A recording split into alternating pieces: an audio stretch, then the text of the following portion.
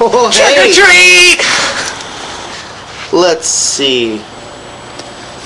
Let's see what I can get for you here. Here we go. Mortal Kombat? Thanks! Well, happy Halloween, everybody.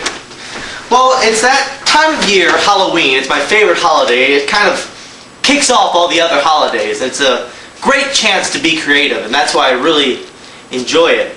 So I figured, for my Halloween special, I'd go ahead and I would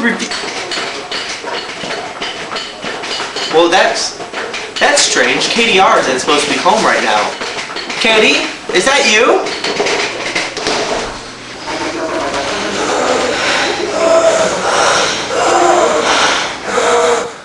Oh my god. Mortal Kombat.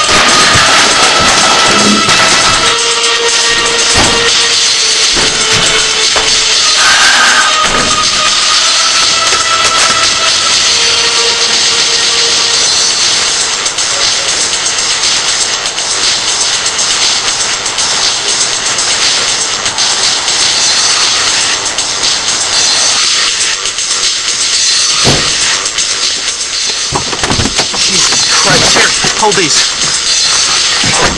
We gotta get out of here. Oh god, it's on the fucking, it's on the windshield! Oh my god! It's on the windshield!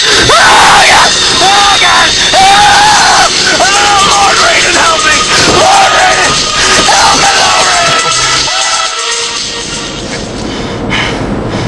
Oh my god. Okay, well guys, we have to find a really safe place. Where's a really safe place to be? I got it.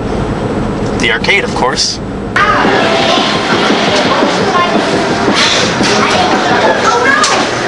Come over here, guys. Well, what we're gonna do is we're gonna wait here till morning, and then we're gonna go and try to find some help. But we're just gonna stay here till morning until all that gets resolved. But while we're here, we might as well take a look at a game. And what better game for this situation than The House of the Dead 2? The House of the Dead 2 follows the events of its predecessor, placing you in Venice, Italy, the last known location of the secret international agency known as AMS. You play as James Taylor, or Gary Stewart, who is dispatched along with Amy Crystal and Harry Harrison to investigate the area and find the missing agent known as G. Upon finding G, you are met by an undead army developed by the president of the DBR Corporation, known by the name of Goldman. Now later in the game we find that Goldman is trying to resurrect a creature known only as the Emperor. Now this creature's sole purpose is to rule over nature and destroy the human race. At the end of the game, Goldman kills himself to avoid arrest, but just before he throws himself off of a building, he threatens that someday a successor will come. Now, The House of the Dead 2 is what we call in the arcade world a rail shooter. In case you don't know what this means, let me explain. A rail shooter is a first-person shooting game where you do not control the movement of your character. Instead, the camera moves along a set path, and your job is to shoot the enemies along the way. However, in this game, the path you take varies upon the actions you make.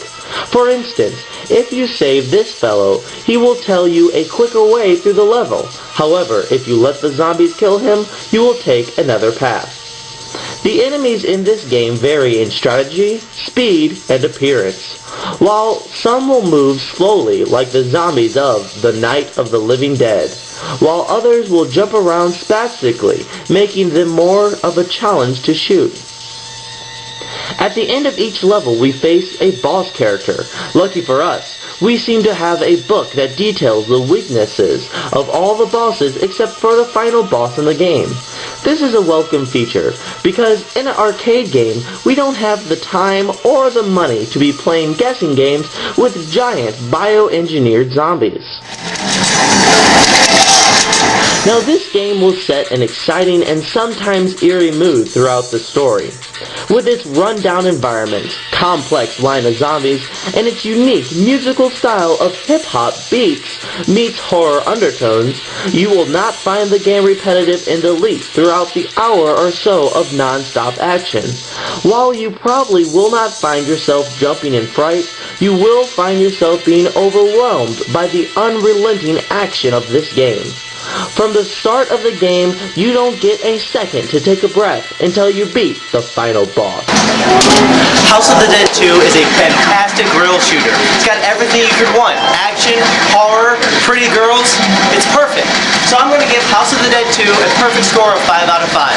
And it's about 5:40 right now, and so the sun should be rising, so I think we're pretty safe. So let's go and see if anybody's still alive.